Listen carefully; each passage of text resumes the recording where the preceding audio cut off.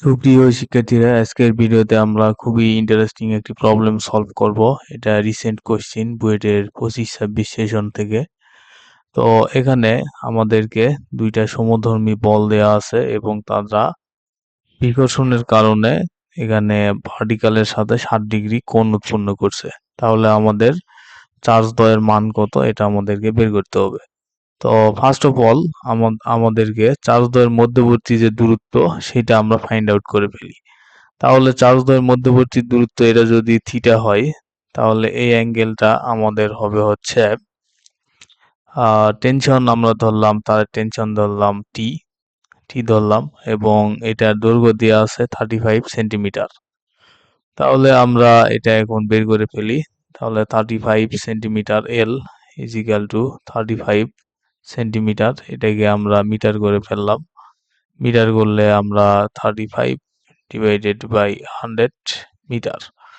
তো এখানে তাহলে আমাদের মধ্যবর্তী দূরত্ব ডি ধরলাম। তাহলে ডি এটার মানটা হবে হচ্ছে, তাহলে এটা যদি আমাদের লম্ব হয় আর এটা যদি ভূমি হয়, এটা আমাদের অতিভুজ, তাহলে অতিভুজের মানটা দেওয়া আছে। তাহলে ডি এর মানটা হবে হচ্ছে আমাদের এল সাইন 7 ডিগ্রি, আর এখানে একটা 2 গুণ হবে কারণ ডিস্টেন্সটা ডবল হয়ে যাবে। তাহলে এটা হচ্ছে আমাদের ডিস্টেন্স। তাহলে বস্তুদ্বয়ের মধ্যবর্তী যে কুলুম ফোর্স সেটা কাজ করবে, সেটা হচ্ছে ফিজিক্যাল টু কে কিউ1 কিউ2, যেহেতু এখানে কিউ1 সমান সমান কিউ2 সমান সমান আমরা কিউ ধরলাম, মানে চার্জ দ্বয় সমান, তাহলে আমরা এখানে লিখতে পারবো Q one square is equal to D square. এটা হচ্ছে বস্তুদ্বয়ের মধ্যবর্তী যে বিকর্ষণ বল সেটা আমরা পেয়ে গেলাম। তাহলে আমরা এখন এই টেনশনের উপাংশগুলোকে ভাঙবো।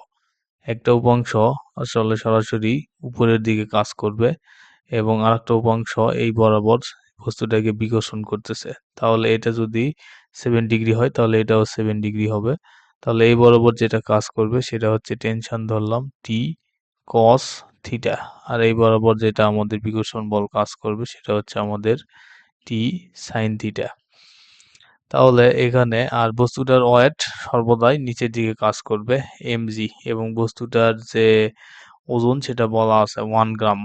তাহলে আমরা এখানে লিখতে পারবো T cos theta is equal to mg, আর আমরা লিখতে পারবো T sine theta is equal to লিখতে পারবো যে কুলুম যে ফোর্স সেইটা, কারণ বস্তুটা ব্যালেন্স অবস্থায় আছে, তাহলে এটাকে আমরা লিখতে পারবো এফই।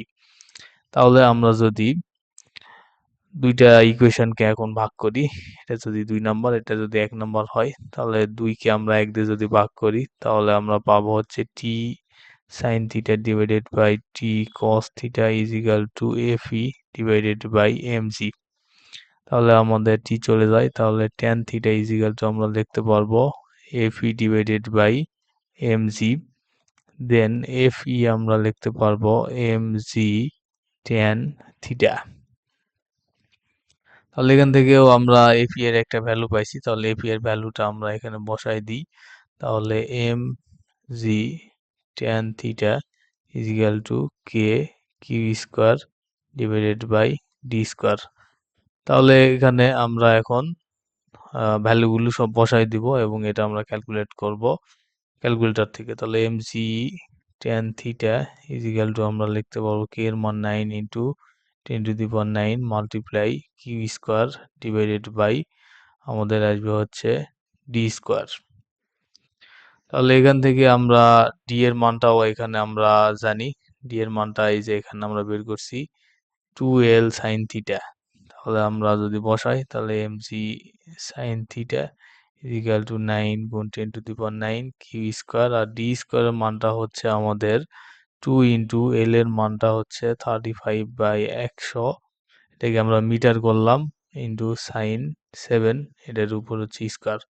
তাহলে এটা এখন আমরা ক্যালকুলেটর থেকে বের করে ফেলবো। তো আমরা আমাদের ক্যালকুলেটরে চলে গেলাম, ক্যালকুলেটরে গিয়ে আমাদেরকে এখানে এটা আমরা এখন বের করে ফেলবো। দেন এখানে আমরা লিখে ফেলি mg, m এর মান হচ্ছে আমাদের 2, m এর মান হচ্ছে 1 গ্রাম। তাহলে আচ্ছা, m এর মানটা একটু দেখলি, হ্যাঁ 1 গ্রাম। তাহলে আমরা এখানে গ্রামকে আমাদেরকে কেজি করতে হবে। তাহলে 1 10⁻³ মাল্টিপ্লাই হচ্ছে জি এর মান হচ্ছে 9.8 মাল্টিপ্লাই হচ্ছে সাইন থিটা, তাহলে সাইন থিটা না, এখানে আর কি ট্যান থিটা হবে, এখানে ট্যান থিটা। তাহলে আমরা এখানে থেকে বসাই দিই, তাহলে এখানে লিখে ফেললাম ট্যান থিটার মান হচ্ছে 7, নিচে কিছু নেই মানে 1 আছে, ইজিক্যাল টু আমরা লিখতে পারবো, তাহলে উপরে হচ্ছে আমাদের 9 10⁻⁹ মাল্টিপ্লাই হচ্ছে ডি এর মানটা আমরা এখানে এক্স ধরলাম, এই ডি এর মানটাই আমাদেরকে বের করতে হবে। আর এখানে আমাদের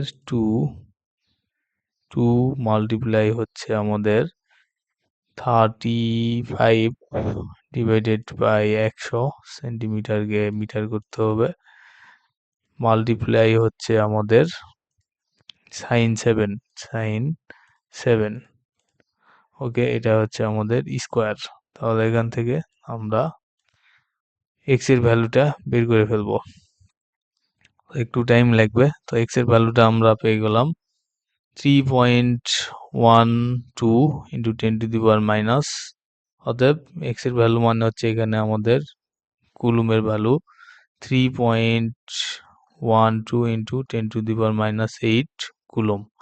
তো এটা আমাদের পজিটিভও হতে পারবে আবার নেগেটিভও হতে পারবে, কারণ সমধর্মী দুটা চার্জই পরস্পরকে আকর্ষণ বা বিকর্ষণ করে। 10⁻⁸ coulomb, 3.12 into 10⁻⁸ coulomb. Thank you.